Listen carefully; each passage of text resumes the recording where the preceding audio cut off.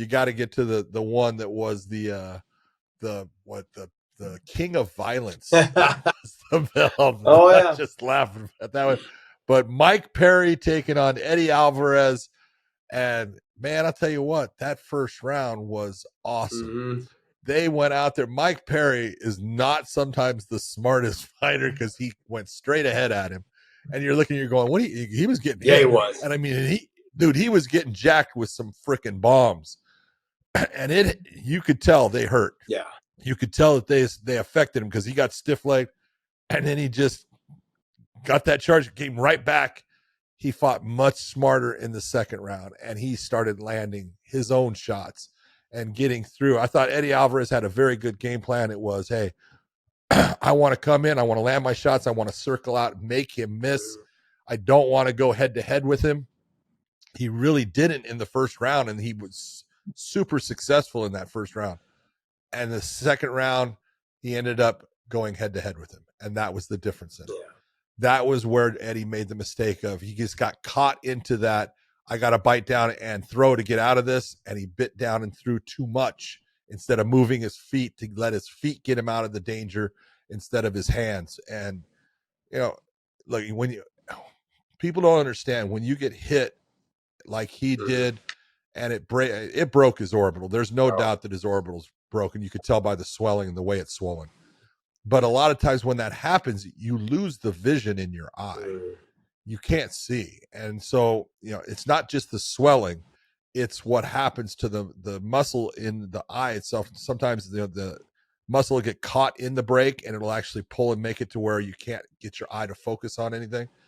I think he was in that position where he knew, hey, I can't see out of my eye and I don't want to go out and face that guy for a third round, knowing that I can't see out of one side. It's not even so much, John. There's a lot of things that go through your life, that go through your mind. Living your life without one eye. I mean, that's everyone I've talked to a lot of doctors I've talked to also. I've never had a broken orbital, but I've had friends that have had them. Plenty of them have had it, and they've said there's like you just explained. There's that break in the orbital, and then the eye starts to droop inside it. Now you're seeing triple vision. Sometimes you can't see anything at all. Sometimes it's just a big blur. We also understand the significance of if you do break it too much and you let that eye droop into there too long, it could affect your vision for the rest of your life. And so those are just look. We're in this. It's a sport. This is this. I don't want to say we don't play fighting. They're in it to make money. Yeah, we're in this to make money. I'm not in this for the rest of my life to be fucked up because we're gonna deal with the physical damages for the rest of our life. Our knees, our elbows, our hands, our necks, all of that stuff's gonna be damaged. I'm going to do stem cells for a reason, not because I lived a healthy lifestyle. In terms of physically, I've beat my body up to the point where I need to go do this. With this right here, this going through Eddie Alvarez's mind, he got very emotional talking about his wife at the post press conference, talking about, hey, when people gotta stop giving her a hard time when she screams, she cares. And I mean, I almost started getting a little teary eyed for him too, man, because it's true. Yeah. We say it. I was like, yeah, if you ever want to hear it, man, you'll know it's Eddie fighting when Eddie's, you'll hear a female screaming in the crowd. That's someone. They've got 4 kids together. That's a wife that loves her husband, and he loves her. It's an absolute. It's amazing, man. She's ride or die with him, and he's the same back with her, and that's the way it should be. And they've been together a long time. But the big thing on this fight that you got to look at, a lot of people are going to bring up, well, Michael Bisping, fought with one eye, and Michael did, and he's a stud. But understand, when Michael had his eye damaged, that was the end of the fight. When you're in the middle of the fight and you lose vision in an eye, now all of a sudden your depth perception also leaves. And when your depth perception leaves, it becomes a real problem for you to be able to actually understand the distance that you need to be at to land your shots. And it just, everything starts to roll downhill. So I thought Mark Henry, being the corner man for Eddie Alvarez, he was the one that made the call. He's the one that said, you can't see it, you're right, this fight's over. And good call by Mark Henry. Great job of taking care of your guy. You knew it was not going to get any better based upon the fact that he's not seeing out of that eye. Mark Henry, that's why you're one of the best trainers out there. great job of stopping the fight. I love that. Yeah, you got to look out for the fighter. Safety is the most important thing, and Mark Henry is a fantastic human being, but also a fantastic coach. People overlook. Absolutely. I think when we talk about coaching, we talk about coaches in general. Oh, what kind of coach are they? No. What kind of human being are they? Because they have to be a good human to take into consideration what their fighter may be going through at that moment. Also, to lifelong injuries that they're going to have to suffer through for the rest of their life. He took that into account. I think he did a good job. Great job.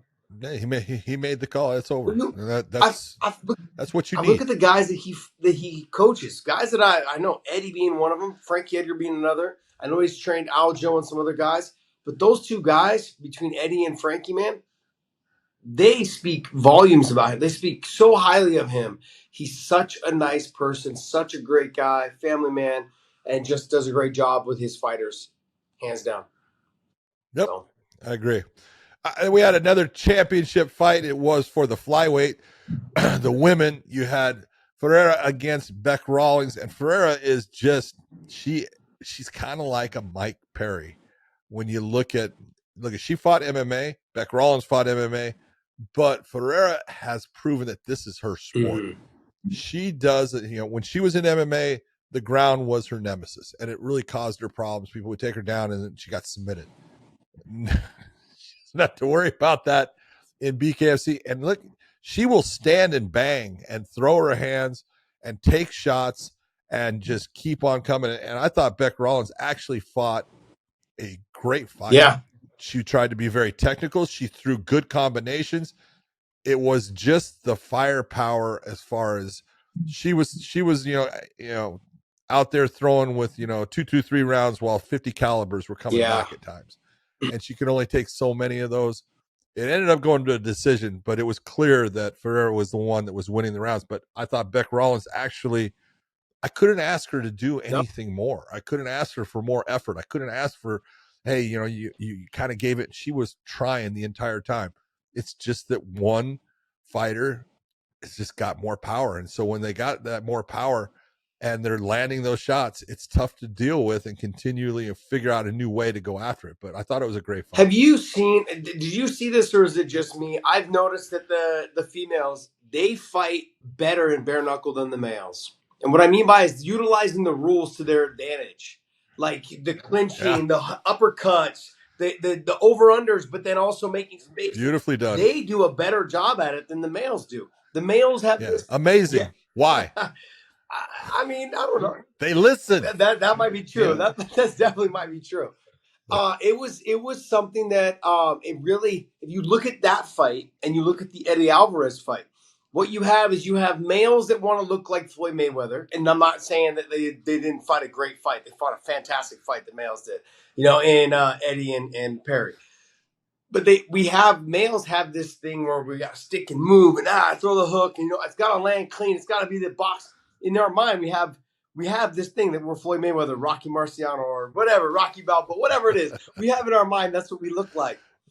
But the females went out there and they fought to the rules that give them the advantage. Front headlocks, elbows, not elbows, but punches in the clinch, uppercuts, dirty boxing. They fought their asses off. I said, I could watch this fight 3 or 4 more times. 100% agree.